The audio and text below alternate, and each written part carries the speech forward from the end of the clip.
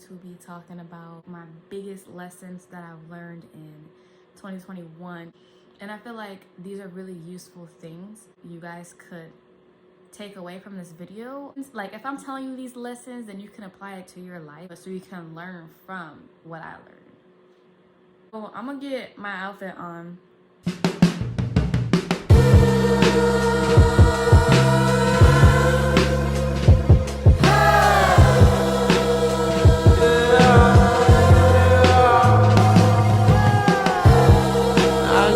Yes, so I'm so excited to do this video. I'm gonna pull up my Word document because I literally typed out like the talking points that I wanted to do, but I don't have a script.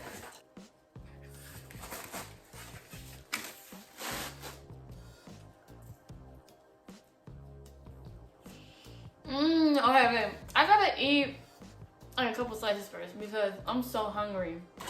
I'm gonna throw this in the fridge and then we're gonna get into it. So basically, these are the big like lessons that I learned in 2021. The first and foremost thing that I learned is to set boundaries. Setting boundaries is so important, and once you learn how to set boundaries, you're gonna learn how important it is to know how to set boundaries, because if you don't set boundaries, people will walk all over you, think that they can show up when they want to, leave when they want to. People will think that they can hop in on your time and assume what your schedule is. I mean, not only that, but just saying like, I'm comfortable with this or I'm not comfortable with this, so can we only do this? Setting boundaries will also allow you to receive the respect that you deserve. If you don't have any boundaries, baby, you ain't getting no respect. People gonna do what they want to do, treat you how they think they can treat you, and do you how they think they can do you. And that's not what we want. Second thing I learned is do things by yourself. Last year, because I lived in my own apartment and I was in a whole new state, new city, and I didn't know a lot of people. So sometimes I would go out and I didn't have anybody to go out with or do things with, and I just literally had to do it by myself. I mean, I would go to the mall by myself, I would go get food by myself, to the thrift store, just like endless places. I went to literally an entire concert by myself, a Playboi Carti concert. That's bad B energy, okay? Once you learn how to be in your own company and be your own friend, then you learn that you don't have to have people in your life just for company. And what I mean by that is, when I didn't want to be alone in the past, before I learned how to do things by myself, I would be around people that I didn't even like. Just because I didn't want to be alone, or just because I didn't want to miss out. Once you learn how to be your own friend and be independent and do things alone and feel okay with that, you're going to be comfortable with being alone and just being you. You get to know yourself more when you spend time by yourself. You get to learn what pace you like to do things, what time you like to leave your house, what things you like to do. I learned that sometimes you just got to do some stuff by yourself or you're never going to do it. If you're always waiting for somebody to do it with, if you're waiting for that, I'm sorry, but you're never literally going to do anything. I remember I was just like staying at home a lot and like kind of feeling down or a little bit depressed, and I realized like, girl, you're not going nowhere. And you're not going anywhere because you waiting on friends, but baby, you don't got no friends, so just do it. Number 3, this is a good one. Knowing your limits. I just have to take a deep breath for this because like, woo, I remember when I was doing so much. I had too much on my plate and I was just getting so overwhelmed to the point where I was like, I felt like if I wasn't being productive, if I wasn't doing something, then I was failing. Like I was getting like anxiety from not being productive. We're always talking about being productive, but do we know our limit to productivity? Are we balancing our productivity with rest and leisure and fun? You know, taking care of ourselves, self-care. Like, you must know your limit. Knowing my limits really paid off for me, and I actually had to take things off of my plate. I did, and I found it very beneficial, because when I took some things off of my plate, different opportunities fell right in front of my face, and there were things that made me happy and things that I enjoyed. By taking those things away and opening up space for rest and balance also gave me the opportunity to have fun, try new things. It gave me the opportunity to recharge. We really need to know our limits as human beings because we're human and we just can't work ourselves to death. Gotta find that balance between productivity, fun, relaxation, leisure, etc. We are on number 5. I mean, put up 4 fingers, bro, and said 5. We are on number 4.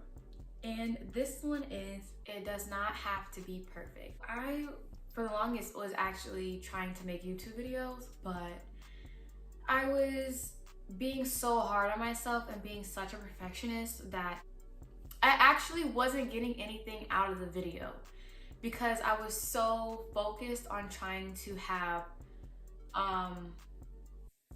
it be perfect that nothing was being created. I would put like a lot of time in, a couple of hours in at least, and because it was like I was getting frustrated and I wanted it to be a certain way and it wasn't being that way, I would just quit and I would give up. So I learned that literally it doesn't have to be perfect, and perfectionism is something that I'm trying to get away from because it makes things harder for me. It makes me harder on myself, and I'm trying not to be so hard on myself. And I learned that perfectionism is just another form of procrastination. By me expecting something to be perfect, I never got an outcome or result. I was never able to see the finished product. So all it did was push everything back, and it gave me more of a reason and more of an excuse to procrastinate because I wanted to be perfect. Number 5 is, it says be honest with yourself, and I'm not sure what I was thinking when I put be honest with yourself, but I mean, being honest with yourself is important. Be honest with yourself about what is working for you. Be honest with yourself about what's not working for you. When you're honest with yourself, you're also being true to yourself. If you're lying to yourself, then you're kind of living something that isn't true for you or true to you. So that's all I have to say about being honest with yourself. 6, make choices for you. Yes, make choices for you. Not choices that is someone in the back of your mind. Mommy, daddy, sister, cousin, uncle, telling you, their opinions and what choices they think that you should be making. It's your own voice in your own head.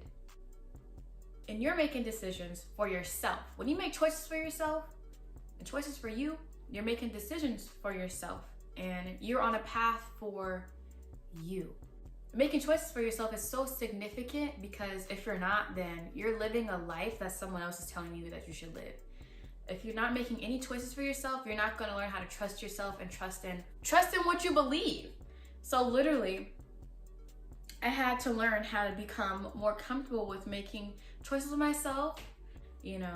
By making choices for myself allowed me to trust myself a little bit more and see what I actually do enjoy and what I don't enjoy, and learn from different choices. And I think making choices for yourself is so important because if you're not, you're just going to be unhappy. You're going to be going through the motions with your own life. So I feel like it's so important for you to make choices for yourself. I'm not saying don't take anybody's advice. You can consider, but don't let, people tell you what you should do with your life. You have a say so. 7 is enjoy the little things. Enjoying the little things makes you cherish everything all the more. I feel like memories stick with you and hit differently when you look back on them because it's just such a little moment, but it's like so big all at the same time. By enjoying the little things, it allows you to appreciate life more, be grateful more, be thankful more. Show just gratitude overall. It's so easy to complain and be ungrateful when you forget to cherish the little moments. And so for me, that could literally be hanging out with my little sister, dancing with her. It just makes me appreciate and be grateful for the littlest things ever. Being appreciative over the little things, I feel like will also help bigger blessings come into your life, because if the universe is seeing that, if God is seeing that, you are being really appreciative over the little things, they're gonna be like, oh, I'm gonna give you more. I'm gonna give you more because you're being thankful for the little blessings, the little things. Number 8. Number 8 is stand up for yourself. That's a big one, especially for someone like me. I used to be a people pleaser, and I'm not no more. I don't give up. Yeah, I don't care no more. I'm gonna do me, and I'm gonna stand up for myself, and I'm gonna say what I have to say when I have to say it. I'm a very laid back person, so like I don't really do confrontation stuff like that, but that grew on me to stand up for myself and speak up for myself, because at first you could just tell me something and I would turn away and be like, okay, and I would just take it. I'm not like that anymore. I have a voice. You have a voice, so use it, speak up, express your opinion, because if you don't, you're never going to be heard and it's always going to be sitting within you. When the time is right, definitely speak up for yourself, stand up for yourself, say what you need to say. It gives you a lot more courage. It gives you a lot more confidence. Like after you stand up for yourself, it really does give you a confidence boost. So that's another nice outcome of standing up for yourself. 9, listen and use points of view. I'm still working on this because it's really hard, but I really learned how important it is for you just to listen when someone's trying to tell you something. If there's like a form of conflict or something, like listening first, letting them speak is really important. But also while you're listening is key, but I feel like what's even more important is actually point of view. If you put yourself in their shoes, literally put yourself in their shoes and see how you would feel if you were them. You know what I'm saying? And I realized how important that is because it helps you to relate and understand where they're coming from more and not making it all about yourself. 10, take time to think first and don't always act off of emotions. I'm a really emotional person. Like, I put in a front that I'm not. Like, I'm so nonchalant to the world, but like deep down, I'm very, very emotional and I feel things like to the core. I feel what other people feel. I can hear and sense the slightest change of tone in your voice. You know, like I'm that person. When something really upsets me, I've learned how important it is just to like take time to think about what was said or how you feel before you make a big choice, before you make a big decision, or before you even say anything. Because once you say it and once you do it, you can't really go back. Definitely think first, then do. It helps you make better decisions when you don't act off of emotion. So those are 10 things, 10 lessons that I've learned in 2021. That's really what I have to say for this video. Let me know what your lessons were in 2021. What things did you learn? Could you relate to anything? I hope you really enjoyed, and I will see you guys in the next video.